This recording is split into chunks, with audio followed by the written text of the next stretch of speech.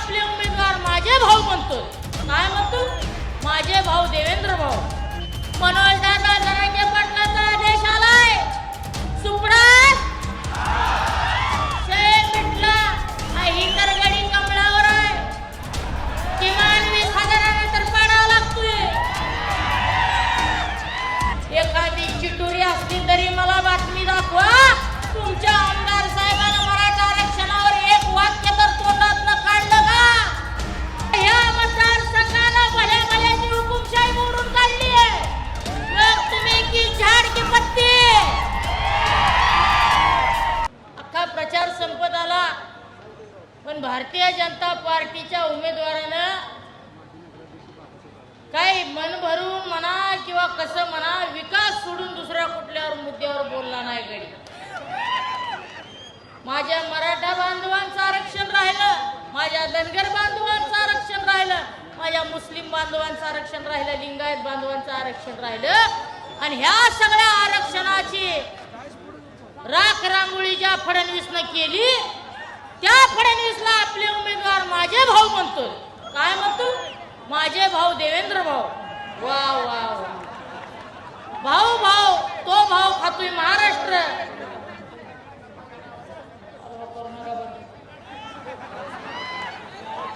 भाऊ भाऊ मिळून खाओ. एकानं महाराष्ट्र खाल्ला, एकानं पंढरपूर मंगळवेढा खाल्ला. आज बदलून परिस्थिती काय हो? मला सांगा. गावगाड्यातल्या सर्वसामान्य शेतकऱ्याच्या पोराची आज अवस्था काय आहे? तालुक्यामध्ये उद्योगाचा पत्ता नाही. तालुक्यामध्ये हे जे 4 कार्यकर्ते सोडले तर कुणाचा सुद्धा विकास झाला नाही.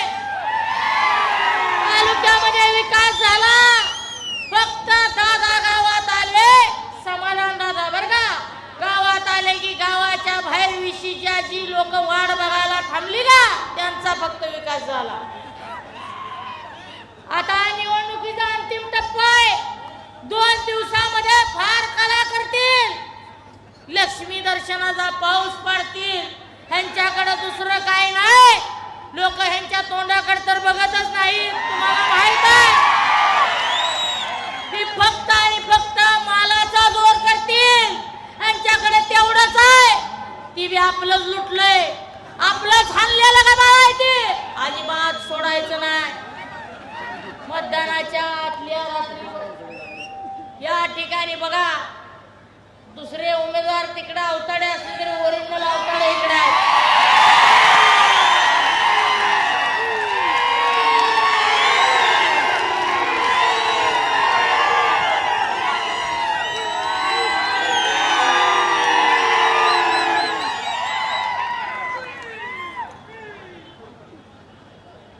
ज्या माणसाला स्वतःचा भाव सांभाळता येत नाही ती माणूस मतदारसंघ कसा काय सांभाळू शकतो सांगा. 3.5 वर्ष झालेली चूक आहे ती आता आपण दुरुस्त करून टाकू. मला सांगा आज मतदारसंघातल्या हजारो मराठा बांधवांचा तरुणांचा मराठा आरक्षणाचा प्रश्न आहे. माझे इथून आमदार साहेबाला चॅलेंज आहे. 5 वाजेपर्यंत मतदार जी निवडणुकीचा या ठिकाणी जी काय प्रचाराची सांगता व्हायला 5 वाजायचा टायमिंग आहे. 2-2.5 तास शिल्लक आहे. एखादी चिटुरी असली तरी मला बातमी दाखवा. तुमच्या आमदार साहेबांना मराठा आरक्षणावर एक वाक्य तर तोंडातनं काढलं का? कसं काढणार? ह्या गड्याला रस्त्याचे एस्टिमेट, रस्त्याची लेआउट, रस्त्याचा निधी आणि रस्त्यातली टक्केवारी ह्याच्याशिवाय दुसरं काहीच दिसत नाही. मतदारसंघाचा स्वित्झर्लंड शांघाय करायचं राहू द्या. मतदारसंघाचा मसनवाटा करायचं पाप या लोकांनी केलं. आज गावागावात माणसामध्ये माणूस राखला नाही. एखाद्या सर्वसामान्य माणसाचं रस्त्याचं काम असेल, दादा माझ्या घराकडे जायला रस्ता नाही, 4 पाट्या मुरमाच्या टाका. कधी दुसरं काहीच बोलत नाही. आणि भाजपचा पंचायत टाकू ह्याच्या गळ्यातून प्रवेश करू लगे ह्याचा. अरे मुरुम टाकायचा असला तरी ह्याचा भाजपचा प्रवेश करावा लागतो का?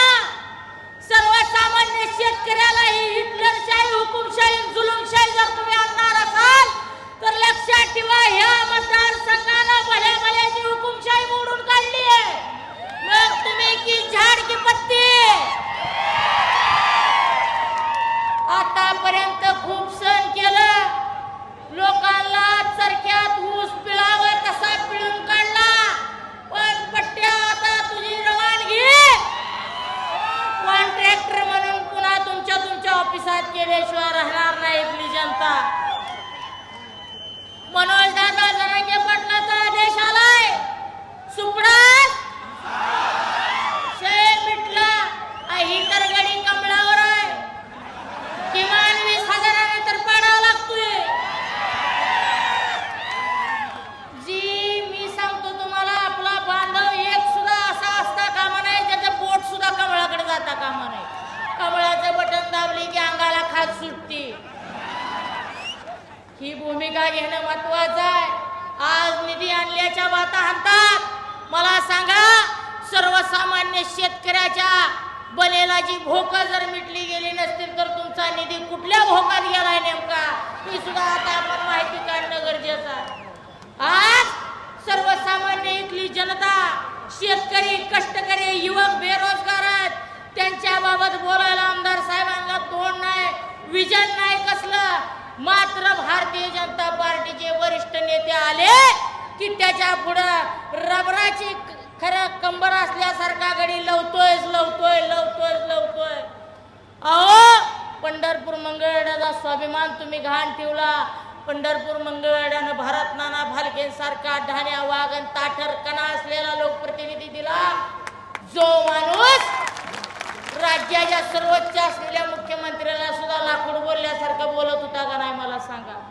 हा माणूस नेता वरिष्ठ आला तर कुठं मागल्या लाईनीत गेलेला पत्त्या लागत नाही.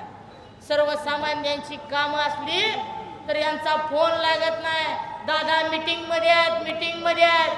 माझं काय म्हणणं आहे, शासकीय काम असू द्या, तेवढी मीटिंग असू द्या, परंतु रात्री 9-10 वाजता नेमकी कुठली मीटिंग चालू असती मला सांगा.